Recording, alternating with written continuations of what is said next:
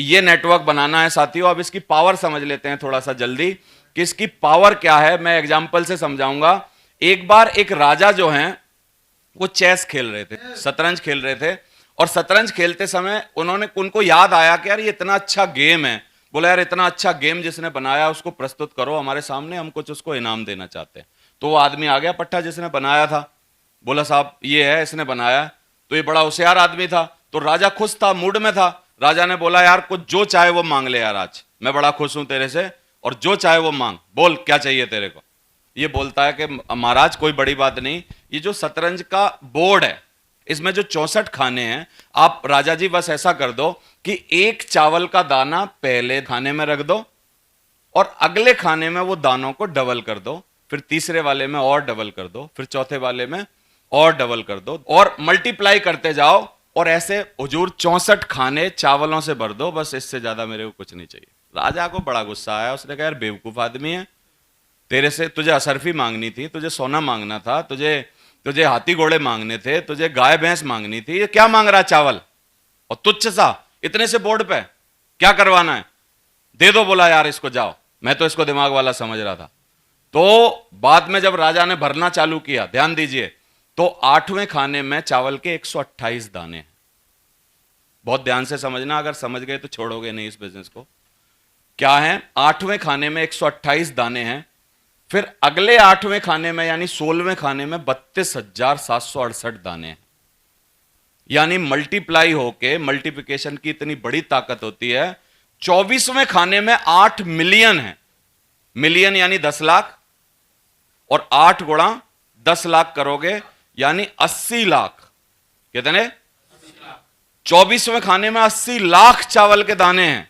और फिर नीचे तो तुम्हारी और मेरी गणित फेल हो जाएगी। नीचे अगर कोई मैं होशियार आदमी मानूं, नीचे की संख्या को पढ़ के दिखा पाए तो ये टोटल है चावल के दानों का। फिर जब ये पढ़ नहीं पाई गई तो सारे चावलों को मिला के तोला गया, आकलन किया गया कि 1 किलो पर कितने चढ़ते हैं, तो इतने किलो पर कितने चढ़ेंगे। तो तोलने में देखिए 461 बिलियन मैट्रिक टन। तो 461 बिलियन मैट्रिक टन, इतने चावल जितने की उस टाइम धरती पे नहीं थे और आज भी धरती पे नहीं है, इतने चावल उस आदमी ने मांग लिए राजा से। क्या होगा, समझ में आ रहा है आपको? नेटवर्किंग के शुरुआती रिजल्ट बड़े कमजोर होते हैं। नेटवर्किंग के शुरुआती रिजल्ट इतने कमजोर होते हैं कि पहले 1-2 साल तक तो ये नौकरी से ही कंपैरिजन नहीं कर पाता धंधा। नौकरी इससे जीत जाती है, क्योंकि नौकरी में 31वें दिन 10,000 तनख्वाह मिलती है, और यहां 31वें दिन कई बार 3100 भी नहीं आते, 31 रुपए नहीं आते कई बार।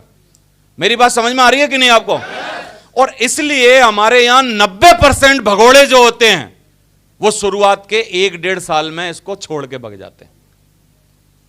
अगर आपको इस बिजनेस में 1.5 साल से ज्यादा हो गया है, फिर भी आप मोटिवेटेड हो और काम कर रहे हो, तो मेरे कहने से अपनी पीठ थपथपा लो, क्योंकि आपने वो समय निकाल दिया है।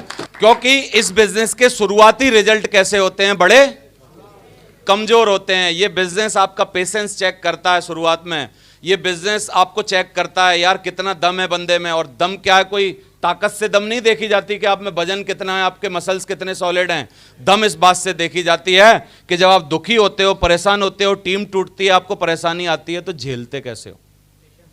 हाँ, मैंने एक वीडियो देखा, उस वीडियो में ये बताया गया था कि जब सीईओ, बड़े बड़े सीईओ जो होते हैं, गूगल का सीईओ, ये वो, जब सीईओ को अपॉइंट किया जाता है तो उनके इंटरव्यू में पूछा क्या जाता है, क्योंकि उनको तनख्वाह कितनी मिलती है। किसी को तनख्वाह मिलती है 600 करोड़ रुपए साल के, किसी को तनख्वाह मिलती है 300 करोड़ रुपए साल के, किसी को तनख्वाह मिलती है 70 करोड़ रुपए साल के।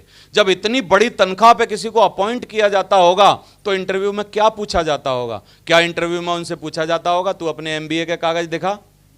नहीं, उसको पता है सबके पास होंगे। उसको पूछा जाता होगा क्या तू गोल्ड मेडल है कि नहीं कॉलेज में, तू बता, उसको पता है, सब ब्रिलियंट ही होगा, तब वो CEO के लिए आया है। तो क्या पूछा जाता होगा? उनको पूछा जाता है कि आप अपनी जिंदगी के सेटबैक मतलब क्या, आपकी जिंदगी में जब आप भयंकर तरीके से गिरे तो उसके बाद कैसे उठे, इस बात को आधे घंटे में समझाओ। समझ आ रहा है कि नहीं आपको? और जब भयंकर गिरे और कैसे उठे, जब इस बात को वो समझाता है, उस बात से सेटिस्फाई होकर उसको CEO अपॉइंट किया जाता है। तो जिंदगी के सेटबैक जब दुनिया में हर